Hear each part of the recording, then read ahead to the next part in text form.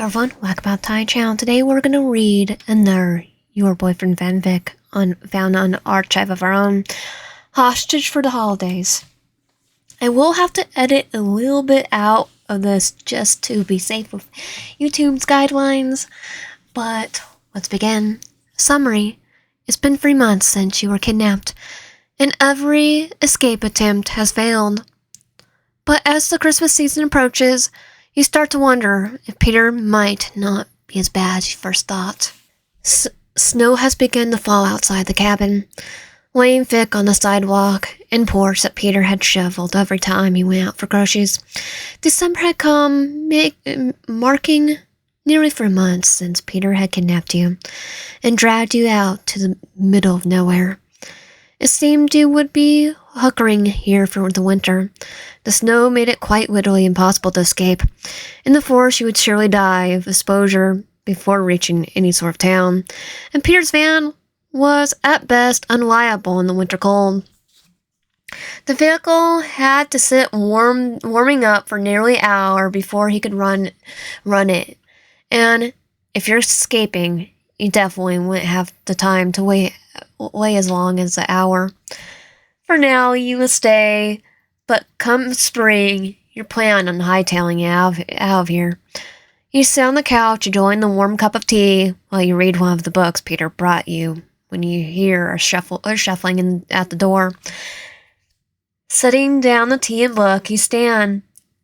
The door flings open and Peter's head pops in, smiling at you. His cheeks flush from the cold. You're going to want to move anything on the coffee table out of the way. He says cheerfully. Disappearing back outside, you can hear him dragging something up the front steps. Raising your brows, you snatch up your tea and book, stepping into the kitchen to pour the tea down the drain and watch him warily, curious as to what he's doing. The door being left open sends a chill in the room, make you shiver as he drags in a large Christmas tree. Peter, why do you get one so big? You ask, crossing your arms as a tree spills into the living room. He's out of breath by the time he gets the tree fully in, taking the time to quickly shut and lock the door behind him. He looks up at you with a smile. It's our first Christmas together. It's gotta be special. Wrapped up in thick ropes, the Christmas tree takes up nearly the entire floor of the living room. Pulling a knife from his back pocket, he leans down, cutting the ropes and pulling them off. Letting the tree breathe. You'd look pretty wrapped up like a Christmas tree, he notes with a smile. Looking up at you with half-lidded eyes. He ignores his comment. And where is the tree going to go? In here, he turns, frowning at the small living room. Getting up, he adjusts the furniture. He moves the couch halfway into the hall, and the TV so that's nearly blocks the door. But sure, the Christmas tree fits now. I've never been one to decorate, but for you, it feels nice, he says, backing away from the really put-up tree. He reaches his arm around you, tugging you to his side. Oddly enough, you agree. Maybe the Christmas season would be enough for you to take your mind off everything. The tree's big, but damn, sure looks handsome in the corner. In the following week, you notice a small pile of presents under the tree that steadily start to grow larger and larger. Sure enough, when you check, they're all addressed to you. You chew on your lip, staring at the now quite large pile of gifts. Would he be upset if he had nothing open on Christmas? No, of course he wouldn't. He would be just as delighted to watch you open everything he got you. Still, something galls at you. It isn't as if you can just go out and buy him something. You would have to make it, but what? The thoughts buffers in your mind, spinning and going nowhere. Eventually, you shake your head. What are you even thinking? He's your kidnapper. You wouldn't have to get him. Don't have to give him a Christmas present. You walk away from the tree. That night, you sit in the kitchen, listening to him work on the computer down the hall. He's typing his uneven, relaxed pace. You always wondered what exactly he's typing to his editor. Sprawled out in front of you is every craft supply you can get a hold of in the house. Now you just have to come up with an idea. Screw it. You grab a sheet of paper, grabbing scissors and starting to cut it. After that, you take popsicle sticks and cotton balls and start gluing everything together. Then project is, well, you're not exactly sure what it is, but it certainly isn't good. The small cotton ball structure looks more like a hazard than a gift. What are you doing? Peter's voice sounds from right behind you. So close you can feel his breath on your neck as he leans down to look. You feel your arms over said project. Nothing? He leans back and you turn to look at him, arms still covering the monstrosity. He glances over the items on the table. You can tell he's assessing if your project has anything to do with escaping. It's bad, you say. Eyes flicker back to you and a large smile grows on his face as he tilts his head, trying to see what's under your arm. It can't be that bad. It is. Come on, let me see, he teases lightly, grabbing the sleeve of your sweatshirt. You shake your head profoundly. It's going in the trash. You manage to pry your hands off the table, grinning as he glimpses your project. It's cute. No, it's not. It's cute because you made it, he says, snatching it up before he could destroy it. Can I put it on my desk? Absolutely not. He glances back at the table. So, what were you trying to make? You look away. Nothing. Just felt like being creative. He smiles, leans down, and presses a kiss to your forehead. The butthole puts it on his desk too. So now, in addition to not having a Christmas present for him, you have to look at the hideous thing for all eternity. On Christmas Eve, Peter leaves again, saying he's going to pick up groceries for Christmas dinner. You're left alone, pacing nervously for the kitchen as you think.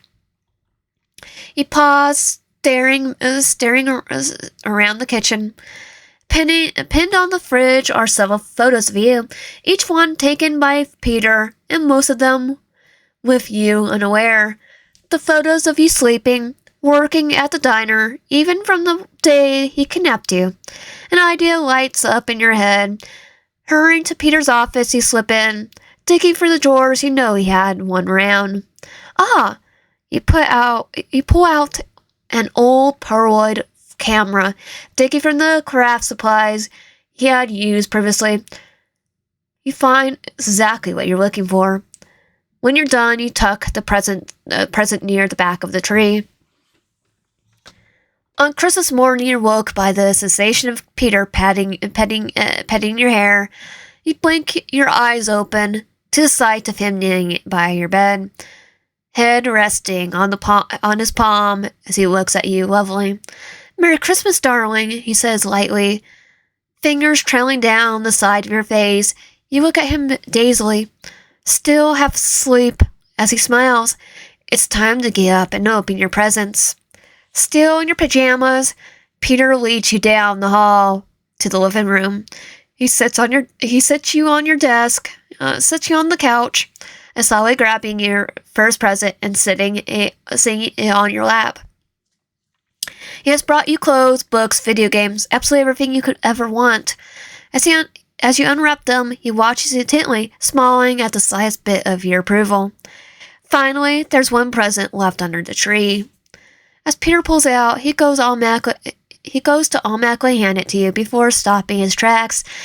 Confused, he brings it back, looking at the label closely. For Peter, Merry Christmas. He looks up at you, eyes wide, and maybe just the slightest teary. You feel your heart tug. He looks so gentle here, so soft, like you just wrap him up in your arms. Kidnapper, kidnapper, kidnapper, you slightly remind yourself. He tears the present open delicately. He holds your DIY frame wrapped around the photo you took of yourself. I just thought that all your photos of me were taken without my knowing, he explained quickly.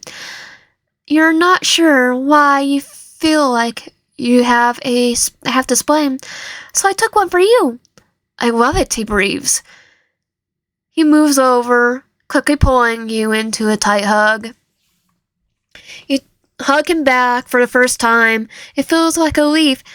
How did you ever despise his hugs? You melt his warm embrace, face nuzzling into his chest as his fingers dug into your body possessively. He pulls away, looking down at you.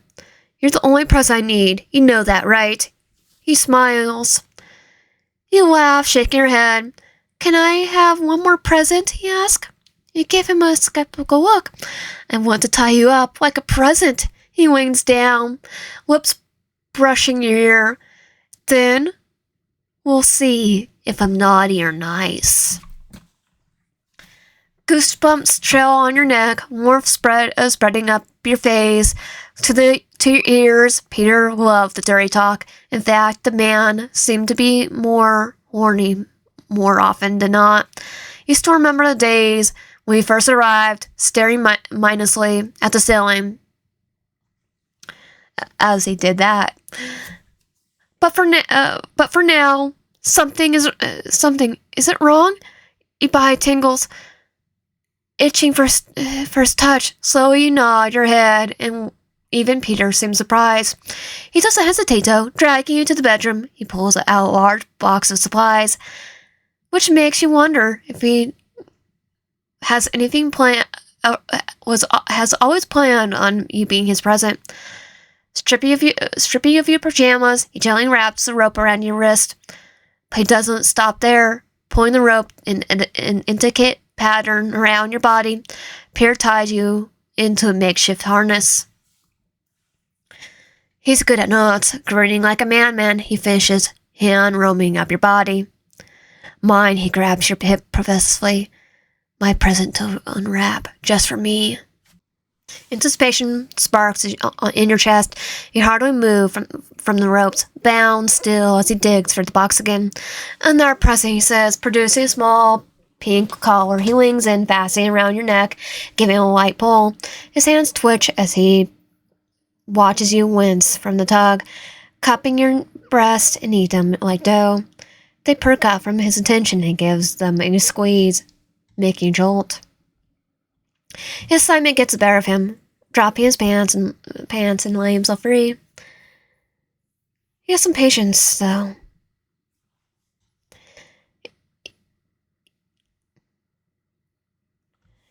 You feel hot warmth concentrate when he touches you.